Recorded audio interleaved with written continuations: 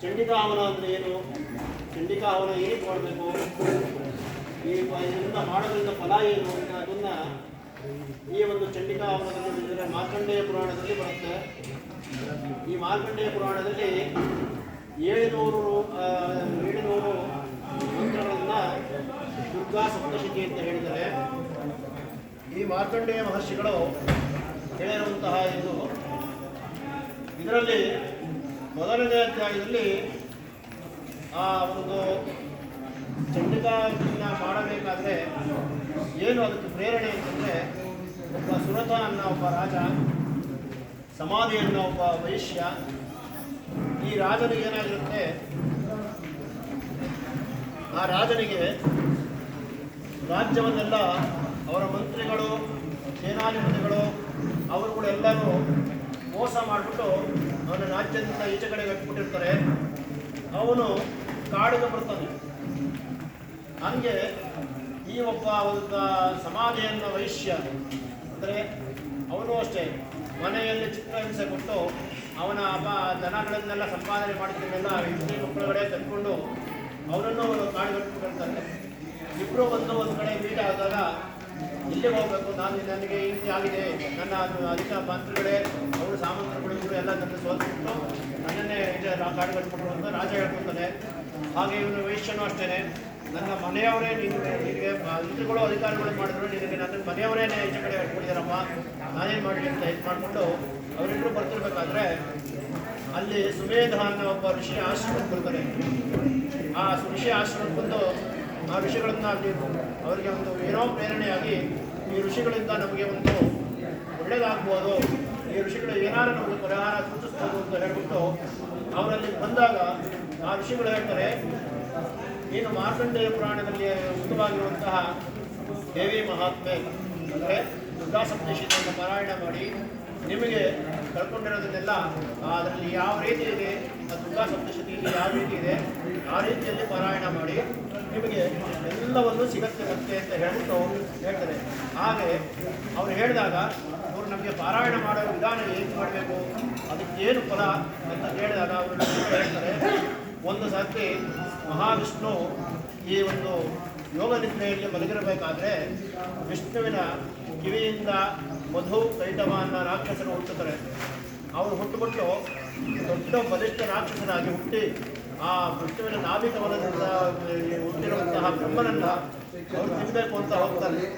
ಆ ಬ್ರಹ್ಮನನ್ನು ತಿನ್ನಬೇಕು ಅಂತ ಹೋದಾಗ ಬ್ರಹ್ಮ ಏನೋ ನಿದ್ದೆ ಕಾಣದೆ ಆ ಮಹಾವಿಷ್ಣುವಿನ ಕಿವಿಯಲ್ಲಿ ಬಂದು, ಅಮ್ಮ ತಾಯಿ ಮಹಾಮಾಯಿಯಾಗಿ ನೀನು ಬಂದು ಈ ರಾಕ್ಷಸರನ್ನು ಸಂಹಾರ ಮಾಡಿ ನನ್ನನ್ನೇ ತಿನ್ನಕ್ಕೆ ಬರ್ತಾ ಇದ್ದಾರೆ, ಇವರು ರಾಕ್ಷಸರನ್ನು ಸಂಹಾರ ಮಾಡಿ ನೀನು ನಮಗೆ ಲೋಕಕ್ಕೆ ಒಳಿತು ಮಾಡಬೇಕು ಅಂತ ಕೇಳಿದಾಗ ವಿಷ್ಣುವಿನ ಕೊರಡದಿಂದ ಹುಟ್ಟಿರುವಂತಹ ರಾಕ್ಷಸರನ್ನು ಸಂಹಾರ ಮಾಡೋದಕ್ಕೋಸ್ಕರ ಮಹಾಮಾಯಿಯಾಗಿ ವಿಷ್ಣುವಿನೇ ಆ ತಾಯಿಯ ರೂಪದಲ್ಲಿ ಬಂದು ಆ ಮಧುಕೈಟವರನ್ನು ಪಂಚವರ್ಷ ಸಹಸ್ರಾಣಿ ಅಂದರೆ ಸಹಸ್ರ ವರ್ಷಗಳು 5 ಸಹಸ್ರ ವರ್ಷಗಳವರೆಗೂ ಅವರು ಯುದ್ಧ ಮಾಡ್ತಾರಂತೆ ಮಹಾಮಾಯಿಯ ಜೊತೆ.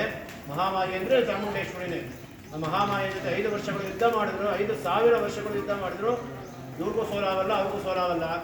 ಆಗಿನ ಕಾಲದಲ್ಲಿ ಈ ಭೂಮಿಯಲ್ಲಿ ಎಲ್ಲ ನೀರಿನಿಂದ ಆವೃತ ಆಗಿರುತ್ತೆ.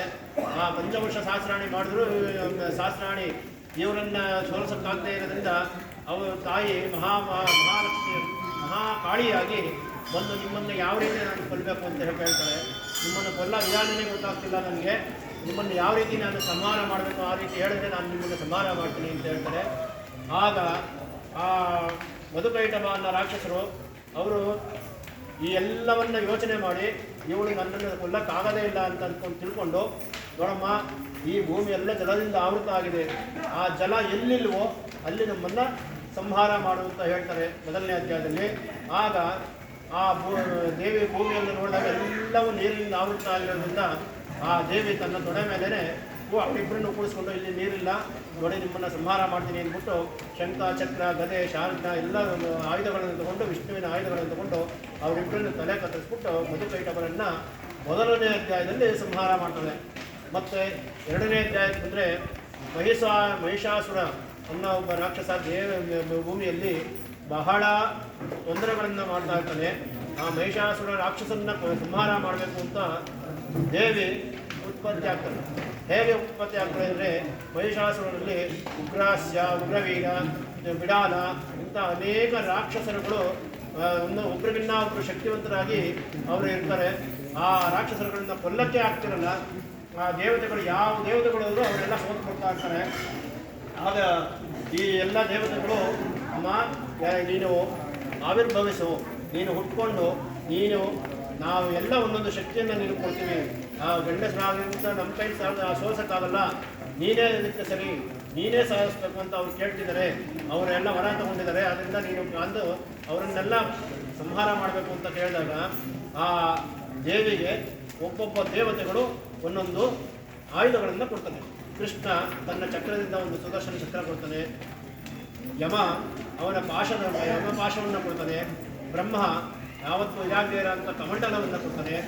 ಆಮೇಲೆ ಸೂರ್ಯ ಅವಳ ಒಂದೊಂದು ಕೂದಲಲ್ಲೂ ಒಂದೊಂದು ನನ್ನ ರಶ್ಮಿ ಎಲ್ಲವನ್ನೂ ತುಂಬಿಡ್ತಾನೆ ಅಂತ ಹೇಳ್ಬಿಟ್ಟು ಕೂದಲಲ್ಲೂ ತುಂಬಿಡ್ತಾನೆ. ಆಮೇಲೆ ಅಗ್ನಿ ಶಕ್ತಿಯಾಯುಧ ಕೊಡ್ತಾನೆ. ಹೀಗೆ ಎಲ್ಲ ದೇವತೆಗಳಿಂದ ಆಯುಧಗಳಿಂದ ಸಂಪಾದನೆ ಮಾಡಿಬಿಟ್ಟು ಆ ದೇವಿ ಯುದ್ಧಕ್ಕೆ ಹೋಗ್ತಾಳೆ. ಆ ಮಹಿಷಾಸುರನ ಸೈನ್ಯ ಎಲ್ಲವನ್ನು ಬಿಡಾಲ, ಅಸೀನ ಅವರೆಲ್ಲರನ್ನು ಆ ದೇವಿ ಸಂಹಾರ ಮಾಡಿದ ಮೇಲೆ 3ನೇ ಅಧ್ಯಾಯದಲ್ಲಿ ಮಹಿಷಾಸುರ ಬರ್ತಾನೆ.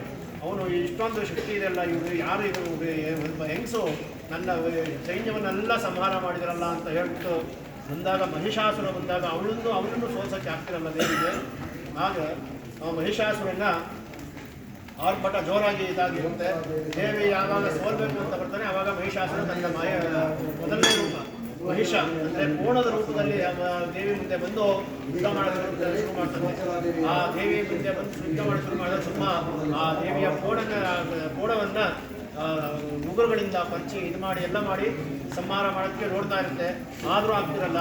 ದೇವಿಗೂ ಅಷ್ಟೇ, ನೋಡು ನೀನು ಹೀಗೆ ಕಿಚ್ಚಾಡ್ತಾ ಇರು, ನಾನು ಸ್ವಲ್ಪ ಮಧು ಅಂದರೆ ಸುರಾವನ್ನು ಕುಡ್ಕೊಂಡು ಬರ್ತೀನಿ. ಆ ಮಧುವನ್ನು ಕುಡ್ಕೊಂಡು ಬಂದಮೇಲೆ ಆ ದೇವತೆಗಳು ಯಾವ ರೀತಿ ನಿನ್ನನ್ನು ಸಂಹಾರ ಮಾಡಿದ ಮೇಲೆ ಯಾವ ರೀತಿ ಆ ದೇವತೆಗಳು ಹರ್ಷ ಪಡ್ತಾರೆ ಅದನ್ನು ನೀನು ನೋಡಬೇಕು ಅಂತ ಹೇಳ್ತಾರೆ. ಹಾಗೆ ಆ ದೇವಿ ಮಧುವನ್ನು ಕುಡ್ಕೊಂಡು ಬಂದು ಆ ಮಹಿಷಾಸುರ ರಾಕ್ಷಸನ್ನು 3ನೇ ಅಧ್ಯಾಯದಲ್ಲಿ ಸಂಹಾರ ಮಾಡ್ತಾರೆ. ಈ ಎಲ್ಲ ಒಳ್ಳೆಯ ಕೆಲಸ ಮಾಡಿರೋದ್ರಿಂದ ದೇವಿಯನ್ನು ಬ್ರಹ್ಮಾದಿ ದೇವತೆಗಳು ಶಕ್ರಾದೇ ಸುರಗಣಾದಿ ಹಿತೈತಿ ವೀರ್ಯೇ, ಶಕ್ರಾದಿ ಅಂದರೆ ಶಕ್ರ ಅಂದರೆ ಇಂದ್ರಾದಿ ಸಕಲ ದೇವತೆಗಳು ಬಂದು ದೇವಿ ನೀನು ಭೂಮಿಗೆ ಒಳ್ಳೆ ಕೆಲಸ ಮಾಡಿದ್ಯಾ, ಇನ್ನೂ ನೀನು ಕೆಲಸ ಮಾಡಬೇಕಾಗಿದೆ. ನಾವೆಲ್ಲ ಈಗ ಈ ಒಬ್ಬ ಮಹಿಷಾಸುರ, ಮಧುಕೈಟಭ ಇಂಥವರನ್ನ ರಾಕ್ಷಸರನ್ನ ಸಂಹಾರ ಮಾಡಿದ್ಯಾ. ಮುಂದೆ ನೀನು ಶುಂಭ ನಿಶುಂಭ ಅನ್ನೋ ರಾಕ್ಷಸರಿಬ್ಬರನ್ನ ಸಂಹಾರ ಮಾಡಬೇಕು. ಆ ರಾಕ್ಷಸರು ಅಷ್ಟೇ ಅತ್ಯಂತ ಬಲಿಷ್ಠರಾಗಿದ್ದಾರೆ. ಆ ಶುಂಭ ನಿಶುಂಭರನ್ನ ಸಂಹಾರ ಮಾಡಬೇಕು ಅಂತ ಹೇಳಿ ದೇವಿ 4ನೇ ಅಧ್ಯಾಯದಲ್ಲಿ ಬರ್ತಾನೆ. ಆ ಕಾಳಿ ಮಹಾಲಕ್ಷ್ಮಿಯಾಗಿ ಆ ದೇವಿ ಅದನ್ನೆಲ್ಲ ಸಂಹಾರ ಮಾಡ್ತಾಳೆ. ಈಗ 5ನೇ ಅಧ್ಯಾಯದಲ್ಲಿ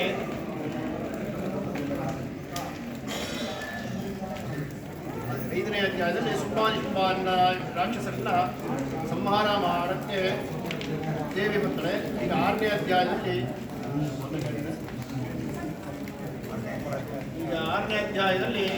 ಇನ್ನೂ ಬೇರೆ ರಾಕ್ಷಸರುಗಳಿಂದ ಧೂಮ್ರಲೋಚನ, ರಕ್ತಭೀಷ ಮತ್ತು ಈ ಎಲ್ಲ ರಾಕ್ಷಸರುಗಳನ್ನು ಸಂಹಾರ ಮಾಡ್ತಾರೆ. ಇದನ್ನು ಈಗ 6ನೇ ಅಧ್ಯಾಯ ಇನ್ನೂ ಆಗಿಲ್ಲ. 5 ಅಧ್ಯಾಯಕ್ಕೆ ದೇವಿ ಎಲ್ಲರನ್ನು ಸಂಹಾರ ಮಾಡಿದ್ರಿಂದ ಇಷ್ಟಾಗಿದೆ. ಈಗ ನೆಕ್ಸ್ಟು ಈ ಒಂದು ಹೋಮ ಮಹಾಸರಸ್ವತಿಯಾಗಿ ಬಂದು ಆ ಎಲ್ಲ ರಾಕ್ಷಸರನ್ನು ಸಂಹಾರ ಮಾಡ್ತಾರೆ. ಅದನ್ನೆಲ್ಲ ಈಗ ಮುಂದೆ ಹೇಳ್ತೀವಿ. 10ನೇ ಅಧ್ಯಾಯ ಆದಮೇಲೆ ಅಲ್ಲಿ ಹೇಳ್ತೀವಿ. 6ನೇ ಅಧ್ಯಾಯದಿಂದ 10ನೇ ಅಧ್ಯಾಯದವರೆಗೂ